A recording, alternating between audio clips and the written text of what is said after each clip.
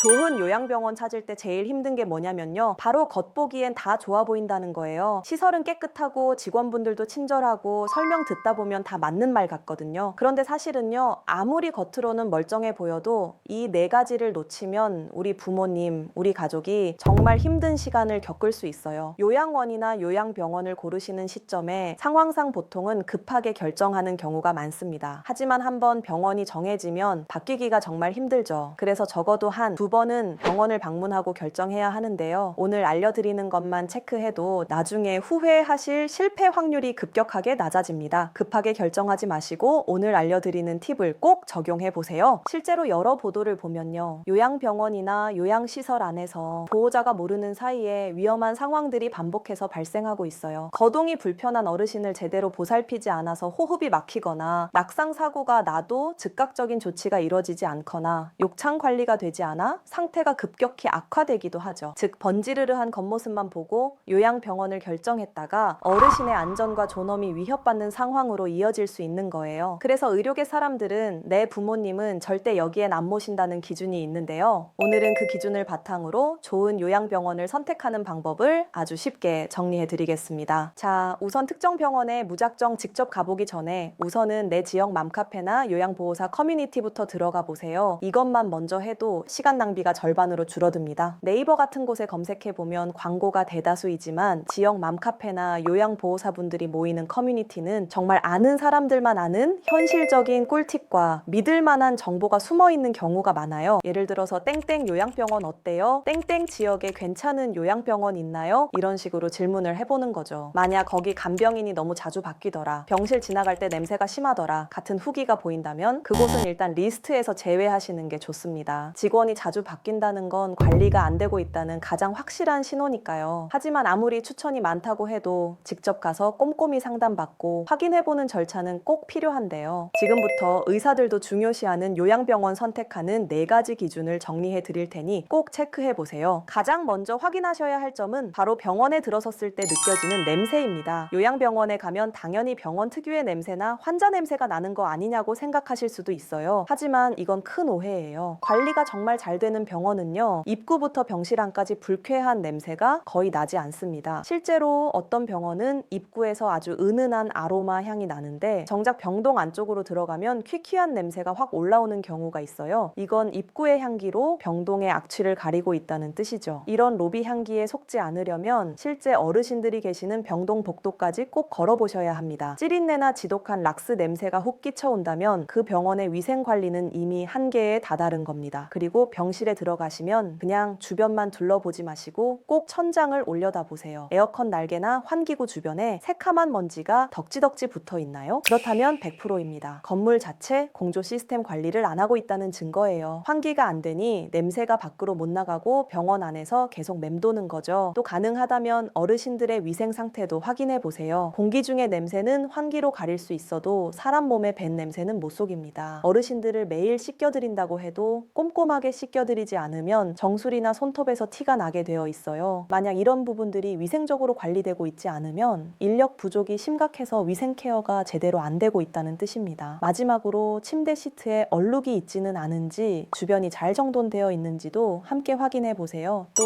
병원 방문은 되도록 오후 2시에서 4시 사이에 방문하시는 걸 추천드립니다. 이 시간대는 점심 식사 후라 병원의 실제 관리 수준이 가장 적나라하게 드러나는 골든타임이거든요. 두 번째는 바로 식단인데요. 냄새를 확인하고 복도를 지나가실 때 그냥 지나치지 마시고 엘리베이터 옆이나 게시판에 붙어있는 식단표를 유심히 봐주세요. 상담실에 앉아 있으면 태블릿 PC로 아주 예쁘게 차려진 밥상 사진을 보여주거든요. 그건 연출된 사진일 확률이 높습니다. 진짜 팩트는 벽에 붙은 A4 용지 식단표에 있습니다. 식단표를 보실 때 딱 하나만 체크하세요. 끼니마다 고기, 생선, 두부, 계란 같은 단백질 반찬이 메인으로 들어가 있는가? 나이가 들면 숨만 쉬어도 근육이 빠지는데 침대에만 누워 계시면 근육이 녹아내리는 속도가 엄청나게 빨라집니다. 그래서 단백질 위주로 구성된 식단이 정말 중요합니다. 단백질 공급이 끊기면 아무리 좋은 약을 쓰고 2시간마다 체위 변경을 해드려도 새살이 절대 돋아나지 않습니다. 상처가 아물려면 재료가 필요한데 그 재료가 바로 단백질이거든요. 물론 식단표만 보는 게 아니라 실제로 밥이 어떻게 나오는지도 직접 꼼꼼하게 확인하셔야 합니다. 실제로 2023년에는 한 요양원이 급식비를 빼돌린 다음 어르신들 어르신들께 한 끼에 고작 800원도 안 되는 식사를 제공한 사실이 발각됐어요. 심지어 인천의 한 요양원은 먹다 남은 밥과 반찬을 믹서기로 갈아서 어르신들 식사로 제공하거나 양이 턱 없이 적고 심지어 상한 음식을 주기도 해서 논란이 커졌죠. 우리 부모님 더 건강해지실 수 있게 모신 곳에서 이런 밥이 나온다면 얼마나 속상할까요? 특히나 어르신들께 밥은 단순히 끼니가 아니라 먹는 치료제나 다름없는데 말이에요. 그리고 하나 더 팁을 드리자면 혹시 부모님이 치아가 안 좋으시거나 삼키는 기능이 약해서 곱게 갈아서 만든 음식을 드셔야 한다면 이걸 어떻게 주는지도 꼭 물어보세요. 이것까지 확인하시면 우리 부모님의 식사를 안심하고 맡길 수 있을 겁니다. 세 번째로 꼭 확인하셔야 할 핵심 포인트는 야간에 상주하는 의사가 실제로 있는지 여부예요. 사실 이게 가장 중요한 부분 중 하나인데 많은 보호자님이 놓치곤 하세요. 낮에는 병원이 북적북적하고 의사들도 많아 보이죠. 하지만 어르신들은 밤사이에 갑자기 열이 나거나 혈압이 떨어지는 등 응급 상황이 언제든 발생할 수 있거든요. 그래서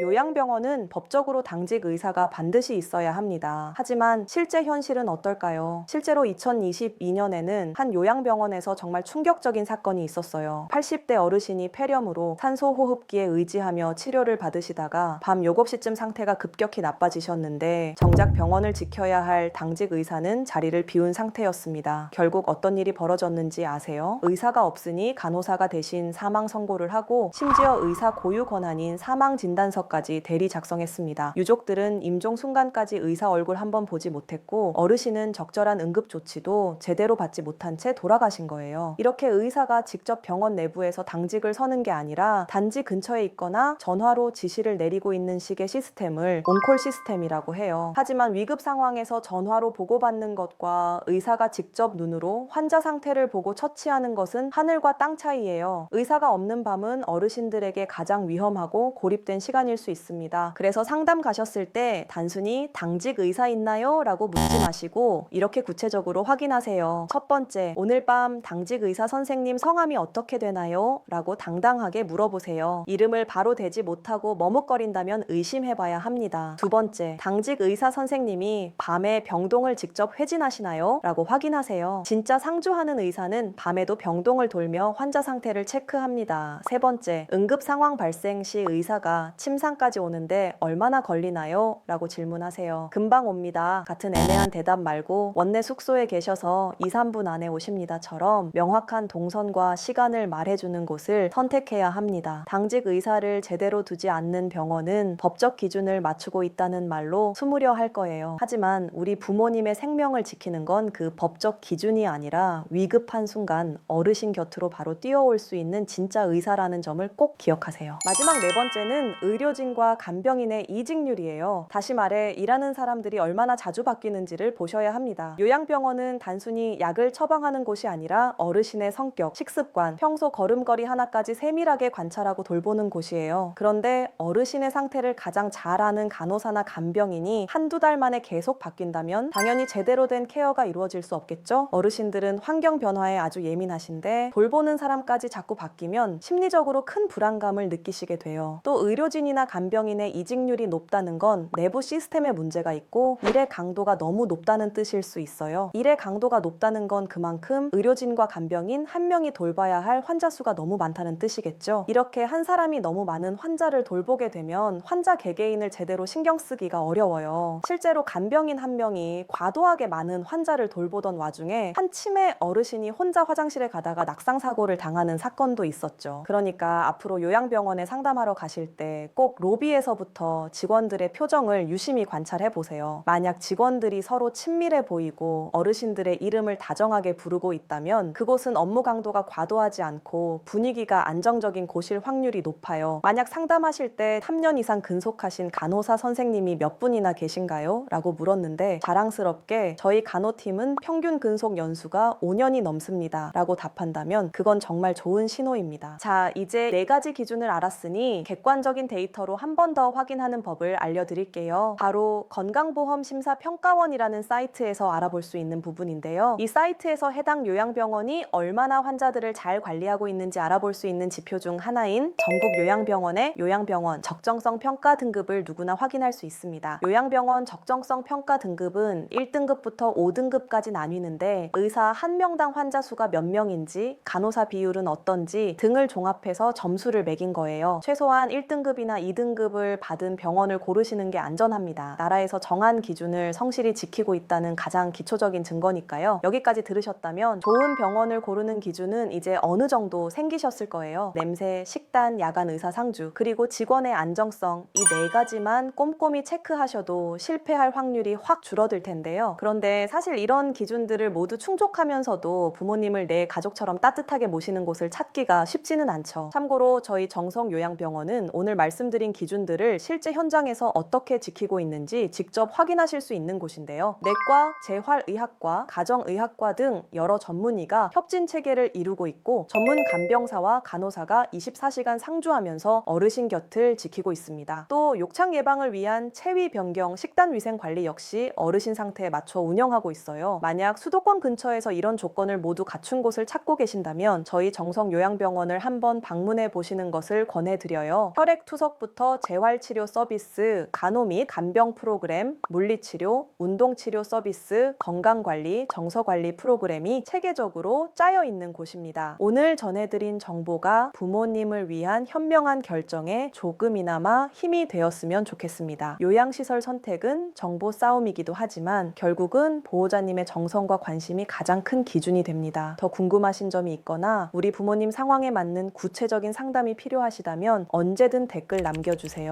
정성껏 답변해 드릴게요. 조금 더 깊이 있는 1대1 상담이 필요하신 분들은 영상 아래 고정 댓글에 있는 링크를 참고해 주시고요. 부모님과 보호자님 모두가 평안해지는 그날까지 저도 함께 고민하겠습니다. 감사합니다.